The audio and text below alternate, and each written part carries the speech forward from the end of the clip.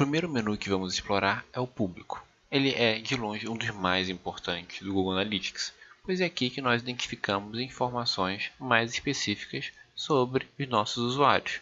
Informações demográficas, lealdade, que tipo de dispositivos estão utilizando, que tipo de navegadores, enfim, uma série de informações relevantes, mas sempre mostradas em grupos, nunca individualizadas e nunca com informações identificáveis, como endereço, telefone, e-mail.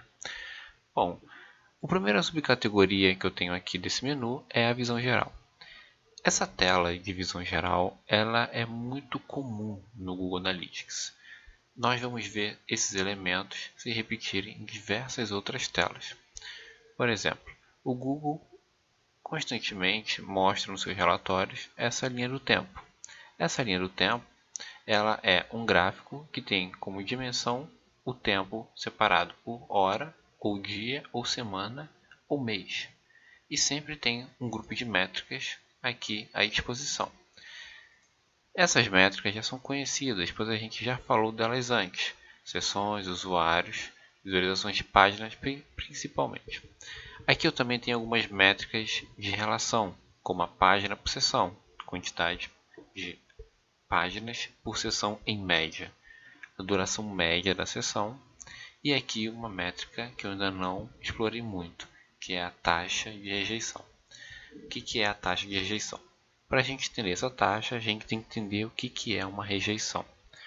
Uma rejeição é uma seção que só teve uma visualização de página, ou seja, a pessoa entrou e não acessou mais nenhuma outra página. Então, a partir disso é registrada uma rejeição. Uma rejeição é a quantidade de rejeições dividida pela quantidade de sessões. E aí nós teremos essa porcentagem aqui, multiplicando por 100 teremos essa porcentagem. E aí ela pode ser baixa ou alta, dependendo do seu modelo de negócio. Por exemplo, eu tenho um site que só tem uma página, ela não tem link para outras páginas. Então a taxa de rejeição vai ser alta mesmo. Agora, se eu tenho uma página onde o objetivo é incentivar a navegação entre outras páginas, aí eu posso ter um problema se eu tiver uma taxa de rejeição alta. Aqui nesse caso está em 77%. Porcentagem de novas sessões, sempre baseando-se em sessões novas dentro do período que eu filtrar. Aqui em cima eu tenho uma espécie de calendário onde eu posso definir o início e o fim do meu relatório. Ele tem também algumas pré-definições, por exemplo, só hoje, só ontem, mês passado, últimos 30 dias. E o mais interessante é que eu posso comparar. Quando eu comparo uma data com a outra, o relatório ele fica assim. Ele compara tudo que eu defini. É muito interessante, pois assim a gente consegue comparar períodos. Por exemplo, uma campanha de Natal com outra campanha de Natal, um ano inteiro anterior com o ano inteiro atual, enfim. E o legal aqui é que ele já faz os cálculos de crescimento, ou seja, por exemplo, eu tive um crescimento no primeiro período em relação ao segundo de 16% de sessões, mas eu tive uma queda de 1,7% na métrica de páginas por sessão. Então ele sempre deixa em verdinho quando é algo positivo e negativo quando é algo vermelho quando é algo negativo. Tá? Eu vou tirar aqui a comparação, vai ficar muito poluído. Aqui na linha das métricas eu posso comparar até duas métricas. Por exemplo, eu quero comparar sessões com taxa de rejeição. Minha taxa de rejeição ela segue uma linha. Depois de 1º de outubro, mesmo quando eu tenho mais acessos ou menos acessos, ela não costuma mudar muito. Então aqui eu não tenho nenhuma informação que possa me ajudar a tomar uma decisão importante. Agora, uma informação extremamente relevante é falar sobre os segmentos. Tá? Aqui nós temos todos os usuários. O que quer dizer? Quer dizer que todas as sessões, 100% dos usuários e das sessões estão sendo contabilizados nesse relatório. Mas vamos supor que eu não queira olhar 100% das sessões. Eu quero segmentar. Eu quero olhar, por exemplo, só tráfegos que vieram através de referência. Tráfego de referências. O que é esse tráfego de referências? É quando, por exemplo, tem um link na página de um parceiro, um link do meu site, as pessoas clicam nele e acessam o meu site através do site do meu parceiro. Por exemplo, se você der uma reportagem e nessa reportagem colocar o link do seu site, um site de notícias, você vai ter ali um acesso de referências. São todos os acessos que vêm de outros sites. Bom, aqui eu posso ver que o tráfego de referências ele representou 52,7% das sessões no período que eu filtrei. E aqui ele mostra as informações apenas daquele período. Eu posso inclusive comparar com outros tipos de tráfego ou comportamento. Por exemplo, eu não preciso só comparar com o tipo de tráfego. Eu posso comparar com sessões sem rejeições, ou seja, aquilo que eu expliquei ainda há pouco. O conceito de rejeição é quando eu tenho uma sessão com uma única visualização de página. Então, aqui eu tenho sessões sem rejeições, registrando 33,8% das sessões. Bom, aqui embaixo eu tenho outras informações extras, que ele também traz nessa tela. Idioma, país, cidade, tudo pode ser comparado. Aqui, o que fazer sentido para o seu negócio, você pode olhar e fazer as devidas comparações. Tá? Bom, a visão geral é isso. Removendo as segmentações, ele irá manter o padrão, que são todos os usuários. Embaixo nós temos o menu de usuários ativos.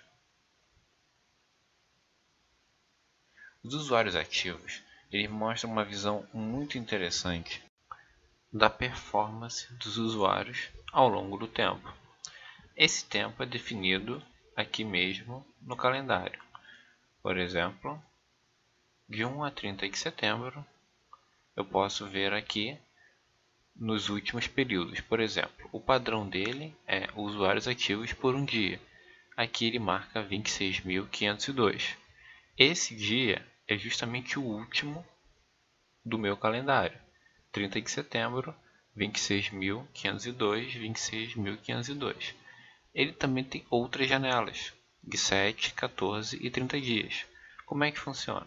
Ele pega esse período aqui, que é o meu último dia, e olha para os dias anteriores até fechar a janela que você definiu. Por exemplo, nos últimos 30 dias, eu tive 633 mil usuários ativos. E assim sucessivamente em cada uma outra das janelas. Aqui você também pode aplicar o conceito de segmento. Assim você só vai olhar os usuários dentro daquele segmento que você definiu. Valor da vida útil. Bom, o valor da vida útil eu vou utilizar aqui uma outra conta que vai nos ajudar a definir. Bom, essa conta aqui ela tem essas informações de valor de vida útil, tá? Mas para que serve isso aqui? Isso aqui serve para a gente acompanhar ao longo do tempo algumas performances consolidadas de usuários pelo canal da aquisição. Aqui a dimensão que a gente está utilizando é a aquisição, ou seja, eu tenho um canal de aquisição, eu tenho origem de aquisição, todas essas informações nós vamos nos aprofundar. Então aqui o que você precisa saber é que eu vou ter uma série de performances, uma série de métricas por aquisição. Então vamos dar aqui um exemplo, agosto de 2017. Vamos olhar para a métrica que ele deixa como padrão aqui, que é a receita por usuário. A receita por usuário ela é uma métrica que identifica a média da receita pela quantidade de usuários daquele período. Por exemplo, aqui eu tenho uma média de 4,8 dólares de receita por usuário. Isso aqui não é o ticket médio, porque o ticket médio ele olha pedidos. A receita ela não olha pedidos, ela olha usuários totais e toda a receita que foi gerada naquele período. Então, por exemplo, se eu quiser saber qual é o meu canal de aquisição que mais teve receita por usuário, eu posso filtrar aqui. Referências. O tráfego de referências é o melhor. Posso julgar que é o que tem a melhor performance de todos. Mas, em volume de usuários, o meu tráfego orgânico é o que mais traz usuários. Em compensação, a receita média do usuário aqui é de 0,81 dólares. Tá? A receita do usuário tem esse LTV aqui do lado porque o LTV ele significa Lifetime Value. Né? É uma forma da gente acompanhar o ciclo de vida do cliente. Temos também a receita consolidada, que é o tráfego de referências, mais uma vez, é o que mais traz receita. Tá? Mas não é só essa informação que temos aqui. Temos outras informações. Por exemplo, transações por usuário. Ou seja, transações é aquela informação de quantidade de compras que o usuário está fazendo no meu e-commerce. É uma interação de transação. Então aqui a gente pode ver, mais uma vez, fazendo um estudo, que o tráfego de referências ele segue a tendência e é o melhor. E assim nós vamos analisando todos os outros tráfegos para saber onde investir mais, onde investir menos, onde é que realmente está aquele tesouro que traz mais receita e mais performance para a empresa. Então aqui tem uma série de métricas muito interessantes que você pode utilizar para esses fins. Aqui, por eu estar olhando só a dimensão de aquisição, não faz sentido eu olhar segmentação. Então aqui não tem como segmentar. No próximo subcategoria temos análise de coorte. Bom, o que é a análise de coorte?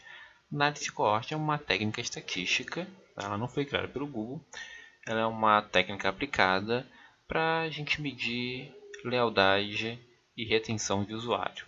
Tá? Então, a análise de coorte ela é muito pouco utilizada no geral. Tá? Muitas pessoas olham isso aqui e não compreendem exatamente, mas aqui eu vou explicar como é simples analisar. Bom, a primeira coisa que temos que olhar aqui é a métrica. A métrica padrão é a retenção de usuários. E o período. Tá? Vamos trabalhar com 7 dias. Tá? Esse período ele é contado aqui embaixo. Tá vendo? São 7 dias daqui para trás. Tá bom? Então, ele sempre vai olhar aqui a sua data atual, né? O último dia de corte dele, até o período que você definiu. E aqui ele sempre vai trabalhar com 12, o período de 12, tá? Mas esse 12 não necessariamente é por dia, porque eu separei o tamanho do corte 12. Se você separar por semana, ele vai trabalhar com 12 semanas. Se você trabalhar por mês, ele vai trabalhar por 12 meses, o período de um ano, tá? Então vamos entender aqui o que é análise de corte. Bom, eu tive aqui, por exemplo, no dia 18 de outubro, 2.808 usuários no site, tá? Ou seja, foi o dia 0. O dia 0 é sempre a data que está aqui, por isso que vai ser sempre 100%. O dia 1 é o dia posterior. O dia 1 do dia 18, ele é o dia 19 de outubro. Então, aqui ele diz que dos 100%, ou seja, dos 2.808 usuários que acessaram no dia 18, 3% retornaram no dia 19. E assim vai, dia 2 e o dia 20, e assim por diante. Tá? A mesma coisa aqui embaixo, 19 de outubro, eu tive no dia seguinte 5,1% dos usuários retornando. Tá? A gente pode ver que depois do segundo dia, no caso dia 1, ele não retém muitos usuários. Mas não é só a retenção de usuários, nós temos aqui também uma série de métricas que podemos utilizar. Por exemplo, sessões. Ó, aqui são números bem consolidados. Por exemplo, aqui nós temos no dia 19 de outubro, tivemos 2.754 sessões, tá?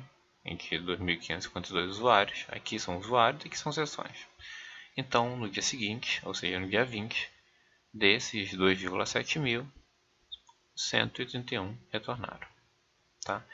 A análise de corte ela é muito interessante para você realmente medir a lealdade, né? O quanto os usuários estão tendenciosos a retornar para o seu site. Isso depende também do seu mix, né, de ferramentas, mix de processos. Se você está disparando e-mails, se você está engajando as pessoas na rede social, porque muitas vezes nós gastamos muita verba com publicidade paga, com publicidade em diversos canais, e as pessoas acessam uma vez e depois não retornam mais. Será que é interessante para o negócio que ela te retorne? Se for interessante, análise de corte é essencial para fazer essa análise. Se não for interessante, então esse menu aqui não tem nenhuma serventia. Públicos. Públicos é uma função nova. Tá? Ele é basicamente onde nós registramos públicos para serem utilizados em algumas campanhas de remarketing do Google AdWords e alguns outros públicos internos aqui também do Analytics. Não tem nada configurado, é algo muito novo, então ele demora algum tempo aqui para ser preenchido. Por fim, o User Explorer. User Explorer eu já mostrei antes. Aqui nós temos os IDs únicos, que é o Client ID. O Client ID é aquela questão do cookie. O cookie ele fica armazenado no navegador e o navegador fica no dispositivo. Então o ID é o dispositivo. Por exemplo, se eu acesso do meu computador, um desktop, e depois acesso do meu smartphone, o mesmo site, provavelmente vou ter dois IDs diferentes, pois cada um vai ter o seu. São cookies diferentes. Agora, se eu tenho o hábito apenas de acessar o site pelo meu computador, eu só vou ter um. Então ele vai ter aqui uma visão única dos meus acessos. Tá? Então aqui eu tenho aqui uma série de informações interessantes. Por exemplo, esse ID aqui, em 34 sessões, ele comprou 6 vezes, 6 transações, e gerou aqui mais de 42 mil de receita. Nossa, esse aqui comprou muito. E assim vai. Claro que aqui é só uma simulação, mas funcionou muito bem para a gente ter esse exemplo. Aqui você também pode aplicar o período, fazer comparações, pode exportar normalmente e pode principalmente adicionar segmentos que você consegue comparar. Tá? Eu quero pegar todo mundo que veio através da minha campanha de tráfego de pesquisa, aquelas campanhas da rede de pesquisa do Google. E aqui eu consigo saber, 53% dos usuários do tráfego de pesquisa. E aqui eu consigo saber a performance de cada dispositivo. Bom, mas você pode falar, legal Marcos, eu tenho uma série de IDs de dispositivos, uma série de informações interessantes, mas eu não sei quem são essas pessoas. Como eu posso utilizar isso no meu cotidiano? Bom, como tudo no Google Analytics, nós não vamos ter as informações pessoais das pessoas. Então, nós não vamos saber exatamente quem são. Só que esse relatório aqui, ele nos dá um excelente caminho das pedras. Nós conseguimos fazer estudos em cima de origens de tráfego, de comportamentos, saber inclusive performance por geolocalização. Enfim, nenhum outro relatório do Google Analytics vai nos dar uma visão tão individualizada como essa. Essa aqui é a mais individualizada possível dentro da análise de dispositivos. Nós temos sim outras formas de identificar logins das pessoas e criar uma série de visualização única. Mas isso é uma situação muito específica e que não funciona para 100% das ocasiões. Eu vou explicar em outras aulas a razão. Esse relatório de dispositivo ele sempre aparece. Então o que acontece? Nós olhamos, por exemplo, esse primeiro ID aqui, ele comprou mais de 42 mil dólares em 6 transações. Podemos ver que é um número muito acima dos outros. Vamos dizer que essa pessoa aqui ele é um outlier. O que é um outlier? Ele é um ponto fora da curva, ele está fora da realidade. Ele não segue uma média das outras pessoas, dos outros dados que eu tenho. Então, eu analiso ele isoladamente para entender por que isso aconteceu. Muitas vezes pode ser um erro sistêmico que identifica um outlier. Então eu posso olhar para todo o resto e fazer um estudo, saber, poxa, essa pessoa aqui que comprou 7,9 mil dólares em 6 transações. Legal. Por que ela fez isso? Que tipo de comportamento, que tipo de campanhas ela foi exposta? Que tipo de redes ela acessou? Que tipo de produtos ela comprou? Enfim, eu posso fazer todo esse tipo de análise utilizando segmentos. Explorando os segmentos, a gente consegue fatiar cada vez mais a nossa análise. Eu consigo, inclusive, personalizar os meus segmentos. Consigo fazer uma série de combinações avançadas. Assim eu terei mais riqueza nos meus relatórios. Então a minha dica é que você explore os segmentos. Os segmentos, eles são o segredo de um grande relatório. Muitas pessoas, muitos profissionais, eles se contentam nos relatórios padrão. É claro que os relatórios padrão eles dizem muita coisa pra gente. Eles já são basicamente 70, 80% de tudo que a gente precisa saber. Não é à toa que o Google cria relatórios pré-prontos ao longo do tempo, baseando-se na necessidade geral das empresas. Só que temos que sempre explorar mais. Os segmentos é um ponto avançado do Google Analytics e muito pouco explorado. Ele deve ser mais explorado. Então, o explorador de usuários é isso. Tudo isso que eu falei vale para todos os relatórios do Google Analytics. E assim finalizamos a primeira área do menu de público. A próxima será informações demográficas.